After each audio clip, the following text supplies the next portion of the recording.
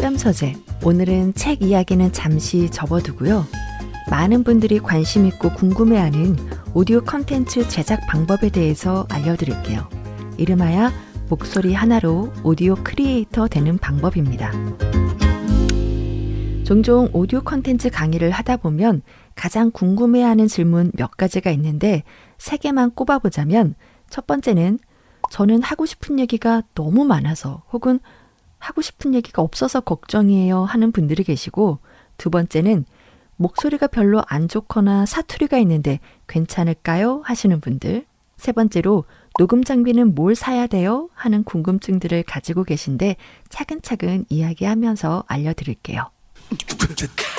오디오 크리에이터가 되려면 뭐부터 시작해야 되는지 크게 3단계로 나눠볼게요. 첫째는 기획, 둘째는 녹음 편집, 그리고 믹싱, 세 번째는 플랫폼 선정입니다. 먼저 기획부터 알아볼까요? 오디오 방송은 주제가 중요해요. 청취자들이 어떤 내용을 듣기 원하는지, 어떤 이야기를 기대할지 고민해 보는 거죠. 간단히 말해 무엇을 주제로 청취자에게 이야기할지 주제, 즉 아이템을 선정하는 거예요. 주제를 정할 때는 내가 관심 있어 하는 분야이거나 잘하는 분야라면 좋겠죠. 왜냐하면 한두 개 띡 만들고 끝낼 게 아니라면 꾸준히 컨텐츠를 만들어야 되니까요. 또 하나 중요한 건 타깃 선정입니다. 내가 정한 주제를 누구에게 들려줄 것인가, 누가 내 이야기를 듣고 좋아할 것인가를 예상해 보는 거예요. 청취자들의 취향을 고려해서 적절한 컨텐츠를 제작해야 되죠. 매스미디어는 대중적인 주제로 대중을 타깃으로 하지만 팟캐스트나 유튜브 등 뉴미디어는 다양하고 세분화된 타깃에게 맞춤형 컨텐츠를 제공하기 때문이에요. 그래서 아이템을 고를 때는 세분화해서 선택하는 게 도움이 됩니다. 예를 들어 영상 아이템을 제작한다면 상황별로 혹은 시리즈별로 나눠볼 수 있겠죠. 잠잘 때, 산책할 때, 잠시 카페에서 휴식할 때, 출근길에, 퇴근길에 듣는 오디오 명상처럼 상황별로 이렇게 시리즈를 나눠보면 좋을 것 같아요. 그리고 혼자 진행할 것인지 아니면 2-3명이 함께 할 것인지, 진행 방식은 대화형인지 인터뷰 형식인지, 콘텐츠의 길이는 어느 정도로 할 것인지, 일주일에 몇 번 업로드할 것인지 등을 세세하게 기획합니다. 자, 이렇게 기획 단계가 끝나면 선정한 아이템을 가지고 어떻게 만들 것인지 구성을 해야 돼요. 구성 단계에서는 원고 작성과 편집 방향을 정합니다. 콘텐츠의 길이, 즉 재생 시간을 정해서 그만큼 분량의 원고를 작성해요. 읽는 속도에 따라서 다 다르겠지만 대략 A4 용지 1-2장 정도 되면 8분에서 10분 정도의 내용이 완성이 됩니다. 원고는 어떤 이야기를 할지 정리하는 과정이에요.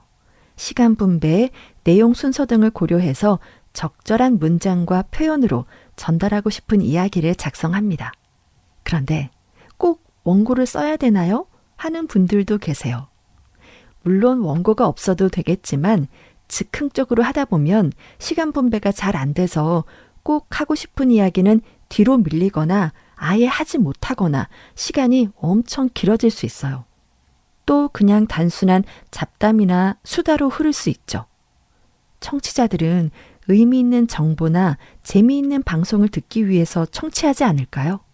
그들은 누군가의 잡담이나 수다를 원하는 게 아니니까요. 이렇게 기획과 구성 단계가 끝나면 이제 본격적으로 녹음을 해야겠죠. 앞서도 이야기했지만 가장 많이 질문하는 것 중에 하나가 바로 녹음 장비예요.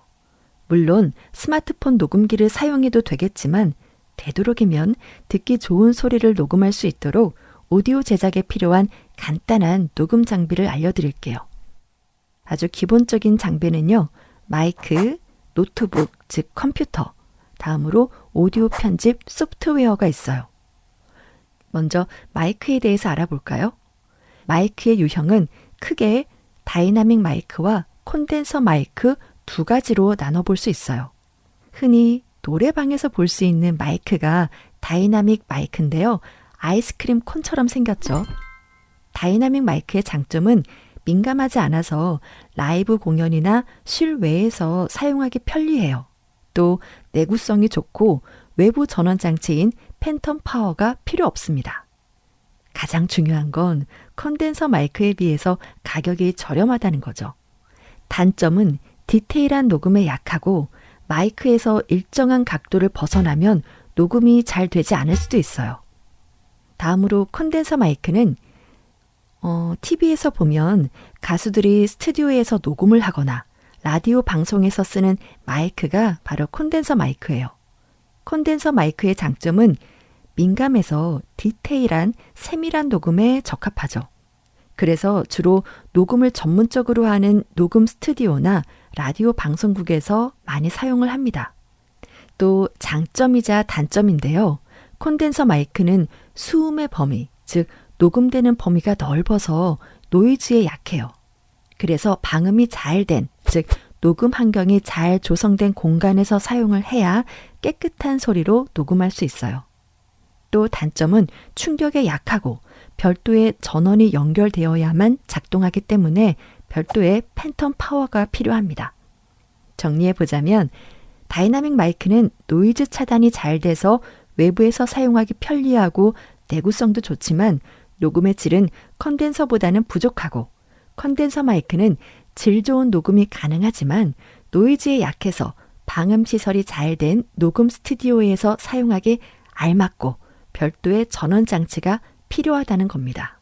또 오디오 장비를 알아볼 때 오디오 인터페이스라는 장비에 대해서 많이 듣게 될 텐데요. 오디오 인터페이스는 마이크, 악기, 스피커와 같은 오디오 장비를 컴퓨터에 연결하는 하드웨어 기기예요. 쉽게 말해서 아날로그 오디오 신호를 디지털 오디오 신호로 바꿔주는 다리 역할을 하는 장비죠. 컨덴서 마이크 전원 장치, 즉 팬텀 파워도 오디오 인터페이스에서 연결합니다.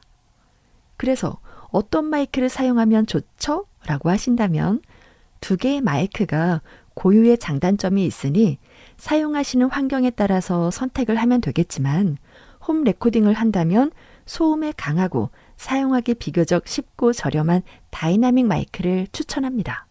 요즘은요, 마이크 성능이 좋아져서 10만 원에서 20만 원대의 다이나믹 마이크로도 아주 질 좋은 녹음이 가능해요. 다음으로 마이크 녹음을 하면 이제 편집을 해야겠죠?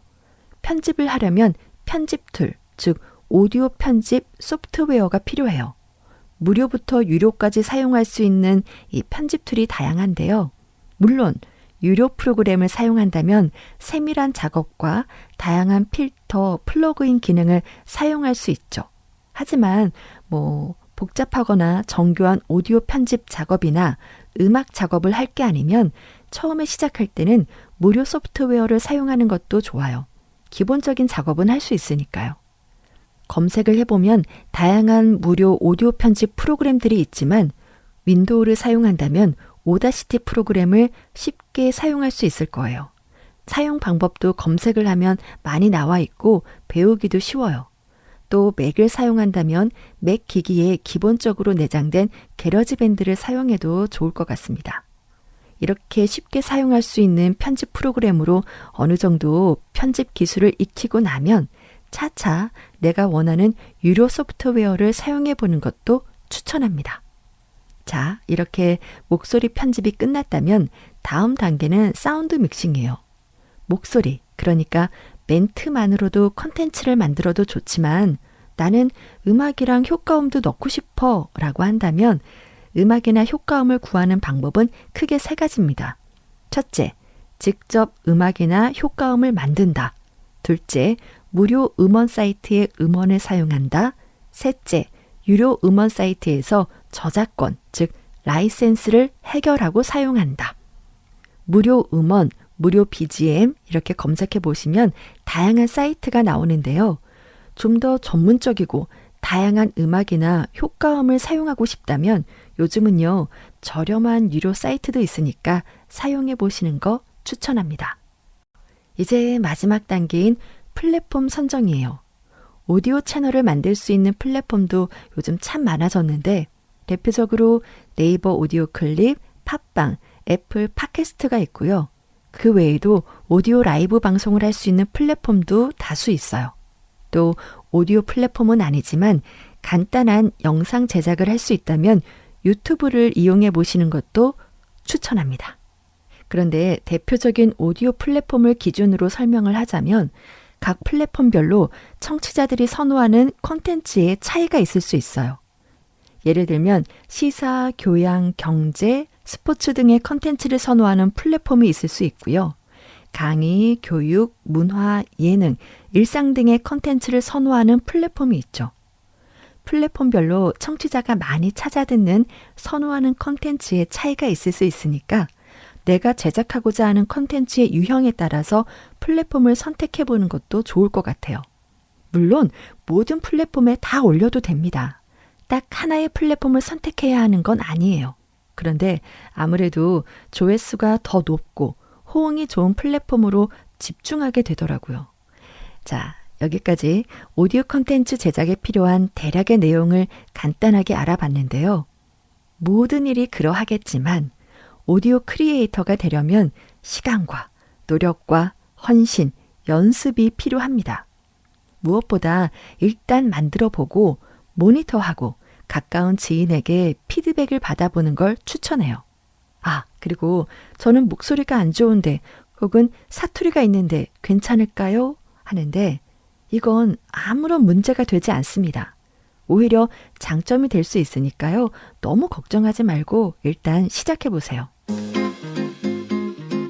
단, 오디오 컨텐츠라는 걸 생각한다면 발음이나 목소리 톤 정도는 연습을 해서 정리를 하시면 훨씬 듣기 좋은 소리가 되겠죠?